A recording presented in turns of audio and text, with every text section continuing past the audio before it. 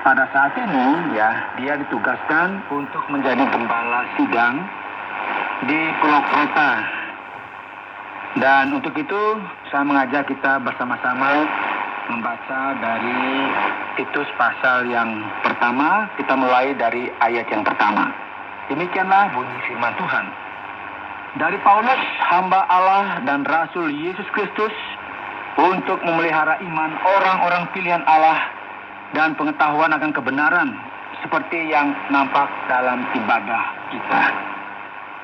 Dan berdasarkan pengharapan akan hidup yang kekal yang sebelum permulaan zaman sudah dijanjikan oleh Allah yang tidak berdusta, dan yang pada waktu yang dikehendakinya telah menyatakan firman-Nya dalam pemberitaan Injil yang telah dipercayakan kepadaku sesuai dengan perintah Allah Juru Selamat kita.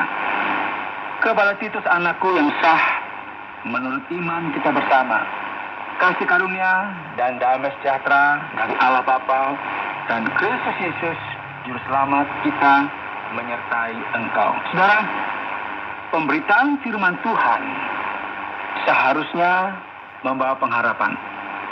Inilah alasan mengapa Kristus datang dan mati bagi kita orang yang berdosa, dan dia bangkit lagi untuk memberikan saudara harapan kepada hidup yang kekal.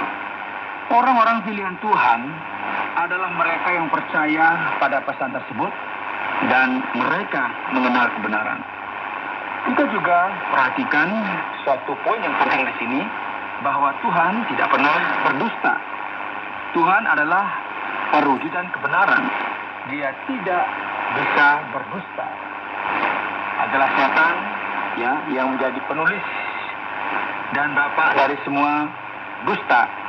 Dan ingatlah, kebenaran tetap benar apakah kita percaya atau tidak. Tetapi dusta tetap salah apakah kita menolak atau menerimanya.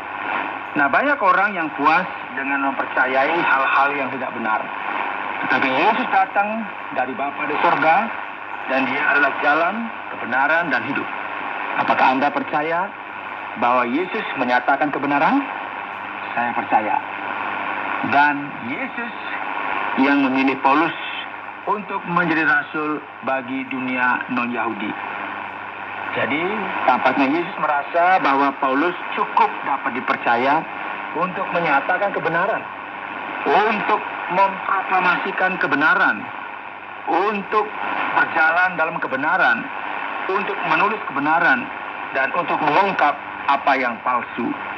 Dan sekarang, setelah Paulus menyelesaikan salam pembukanya kepada Titus, ia mulai menceritakan tentang apa yang seharusnya menjadi karakter dan kualifikasi dari para pendeta yang juga disebut sebagai penatua dan uskup, yang ada pada dasarnya memiliki kualitas yang sama dengan yang telah Paulus tulis sebelumnya kepada Timotius. Mari kita lanjut ayat yang kelima. Aku telah meninggalkan engkau di Kreta dengan maksud ini, supaya engkau mengatur apa yang masih perlu diatur, dan supaya engkau menetapkan penatua-penatua di setiap kota, seperti yang telah kupesankan kepadamu, yakni orang-orang yang tak bercacat, yang mempunyai hanya satu istri, yang anak-anaknya hidup beriman, dan tidak dapat dituduh karena hidup tidak senonoh atau hidup tidak tertib. Dengan kata lain, saudara, dia harus mampu mengelola rumah tangganya dengan baik, atau dia tidak akan melakukan pekerjaan yang baik sebagai penatua gereja. Ayat 7. Sebab sebagai pengatur rumah Allah, seorang penilik jemaat harus tidak bercacat, tidak angkuh, bukan pemberang, bukan peminum, bukan pemarah, tidak serakah, melainkan suka memberi tumpangan, suka akan yang baik, bijaksana, adil, saleh, dapat menguasai diri, dan berpegang kepada perkataan yang benar, yang sesuai dengan ajaran yang sehat, supaya ia sanggup menasihati orang berdasarkan ajaran itu, dan sanggup meyakinkan penentang-penentangnya. Saudara, kita lihat ya, pengawas kawanan Allah harus menjadi contoh yang baik bagi orang banyak atau bagi jemaat. Dan mereka yang dipilih Allah untuk menjadi pengurus, untuk mengurus gerejanya, harus tak bercacat. Dengan demikian, dia tidak berarti sempurna tanpa dosa. Karena kita semua masih berurusan dengan dosa manusia dan harus terus-menerus mengawasi diri kita sendiri. Tetapi Paulus mengatakan seharusnya tidak ada orang yang dipercaya itu menjadi pemabuk, ya, atau orang yang suka membuat keributan atau membuat skandal apapun di tengah-tengah masyarakat. Tidak seharusnya ada yang bisa berkata orang itu adalah seorang pendeta dan mengaku sebagai seorang Kristen. Tetapi lihatlah apa yang dilakukan. Apa yang tidak seharusnya dilakukan oleh seorang pendeta dan penatua ditunjukkan dengan jelas. Serta apa yang seharusnya dilakukan itu juga ditunjukkan dengan jelas. Yaitu apa? Ramah tamah, ya, yang berarti bersedia ada bersama dengan orang lain. Dia adalah seorang yang mencintai kebaikan, ya.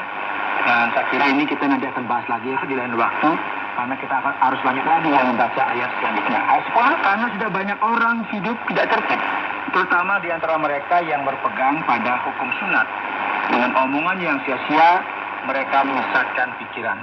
Orang-orang semacam itu harus ditutup mulutnya, karena mereka mengacau banyak keluarga dengan mengajarkan yang tidak-tidak untuk mendapat untung yang memalukan.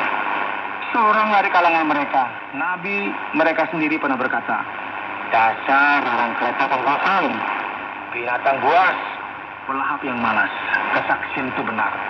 Karena itu tegurlah mereka dengan tegas, supaya mereka menjadi sehat dalam iman, dan tidak lagi mengindahkan dongeng-dongeng Yahudi dan hukum-hukum manusia yang berpaling dari kebenaran. Bagi orang suci, semuanya suci. Tetapi bagi orang najis dan bagi orang tidak beriman, suatu pun tidak ada yang suci, karena baik akal maupun suara hati mereka najis. Mereka mengaku mengenal Allah, tetapi dengan perbuatan mereka, mereka menyangkal Dia. Mereka keji dan durhaka dan tidak sanggup berbuat sesuatu yang baik. Saudara, guru palsu digambarkan dan saat ini diidentifikasi. Orang yang taat kepada kebenaran harus menentang orang-orang yang mempromosikan dusta atau kebohongan.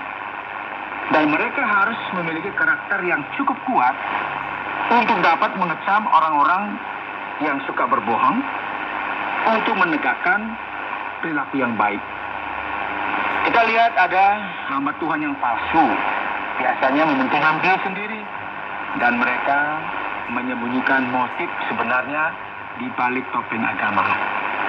Ya, kita telah belajar dalam beberapa bagian sebelumnya bagaimana Paulus menulis bahwa cinta akan uang adalah akar dari segala kejahatan, dan seorang pengajar yang palsu biasa melakukannya demi apa? Uang. Hati-hati ya. Dan di mana ada motif yang jahat, biasanya akan ada tindakan yang memalukan.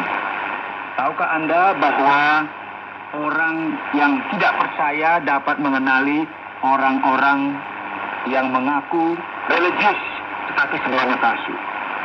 Mereka mengenal motif yang tersembunyi, kenikmatan duniawi. Mereka tahu praktik jahat ketika mereka melihatnya. Tetapi sayangnya, mereka yang berada di dalam gereja seringkali adalah orang terakhir yang melihat apa yang terjadi. Maksudnya itu orang luar tahu, oh ini motifnya keliru. Tetapi kita yang ada di dalam nggak tahu. Nanti akhir-akhir baru kita tahu. Dan saya tahu ya saudara, Yesus berkata, diberkatilah orang yang lemah lembut, karena mereka akan mewarisi bumi. Dan ini benar. Tetapi kelemah lembutan Kristen ya tidak berarti pengecut, mengabaikan dosa dan kesalahan yang terjadi di gereja. Jemaat kita seharusnya dapat mengenali gereja sebagai tempat yang aman, di mana orang tidak hanya berkhotbah kebenaran, tetapi juga bertindak dengan jujur. Saudara, perhatikan Paulus mengatakan kepada mereka sesuatu yang murni, semua hal yang murni. Tetapi bagi mereka yang cemar dan tidak percaya, tidak ada yang murni, tidak ada yang suci. Mereka menyalahgunakan dan mengubah hal-hal yang sah dan baik menjadi dosa. Banyak yang mengaku mengenal Tuhan, namun dalam hidup mereka menyangkal dan menolak Tuhan.